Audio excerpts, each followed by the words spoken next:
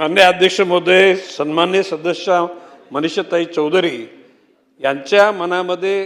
उद्देश जो संजय उपाध्यायांच्या मनात उद्देश, मी काय म्हटलं अध्यक्ष महोदय की ह्या सर्व प्रकरणाची कलेक्टिव्ह रिस्पॉन्सिबिलिटी म्हणजे फॉरेस्टमध्ये नाही, नगरविकास महापालिका आली, महसूल विभाग, तहसीलदार आले, या सर्व उच्च अधिकाऱ्यांची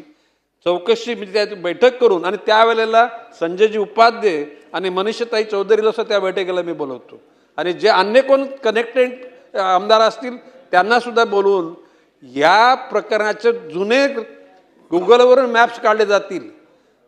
2020ला काय स्थिती होती, 15ला काय होती, 10ला काय होती, 5ला काय होती आणि ज्या ठिकाणी अशा प्रकारचं मँग्रोवचं विघटन झालं असेल त्या घटकाला जबाबदारीने त्या अधिकाऱ्याला, त्यांनी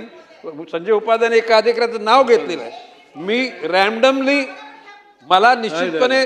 त्याने काय गुन्हा केले तो समजत नाही तोपर्यंत मी त्याला सस्पेंड किंवा सेवेतून निलंबित म्हणजे बरखास्त करण्याची भूमिका घेणार नाही.